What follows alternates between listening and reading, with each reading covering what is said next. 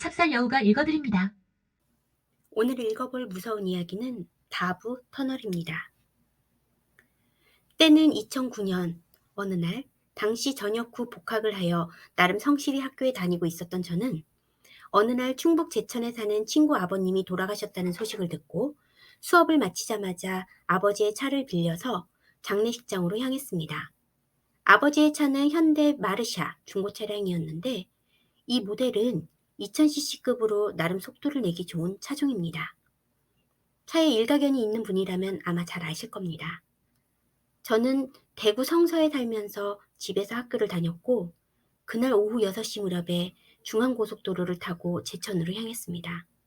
가는 길에 단양 휴게소에 들러서 정장으로 갈아입은 뒤 제천 IC를 빠져나오니 멀지 않은 곳에 장례식장이 있더군요.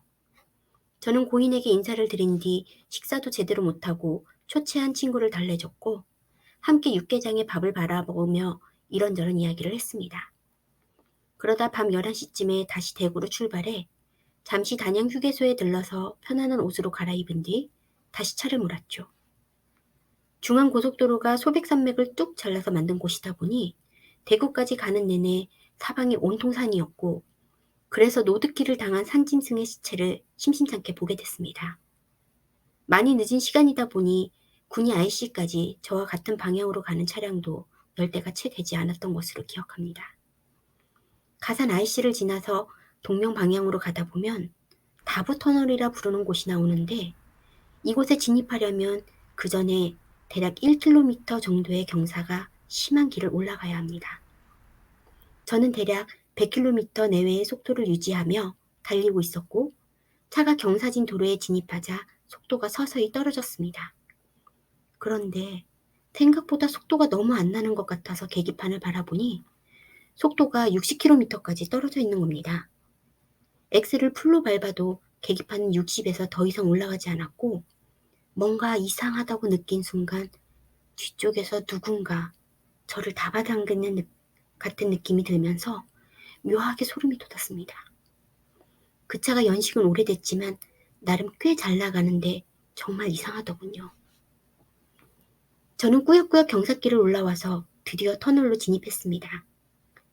경사진 길을 막 올라오면 그 지점에서 터널까지 대략 200m 정도의 일반 도로가 있는데 저는 막 경사길에 다다랐을 때 차의 속도가 60인 것을 확인한 뒤 터널을 바라보며 엑셀을 밟았습니다. 그제서야 속도가 조금 붙는 것 같았고 그 상태로 터널에 진입을 했는데 갑자기 목 뒤쪽이 뻐근해지며 또다시 등골이 오싹해지는 겁니다. 설마 하고 다시 계기판을 바라보니 놀랍게도 차량의 속도가 165km가 되어 있는 겁니다. 순간 온몸에 소름이 돋은 저는 침착하게 서서히 속도를 줄였고 버즈의 명곡인 모놀로그를 목이 터져라 부르면서 겨우 터널을 빠져나왔습니다. 그때는 장례식장 갔다가 뭐라도 붙어온 건가 싶었는데 나중에 알고 보니 다부터널 바로 위에 6.25 전쟁 당시 희생자분들을 모셔둔 공동묘지가 있더군요. 6.25 당시 인근 지역인 다부전선에서 치열한 전투가 일어났다고 하는데 그것을 다부동 전투라고 한다는 것을 그때 처음 알았습니다. 이 일이 한동안 마음에 남아서 부모님께 털어놨는데 다부터널이 유령터널 혹은 귀신터널이라고 해서 그 터널 안에서 귀신을 봤다는 사람들이 꽤 있다고 하더군요.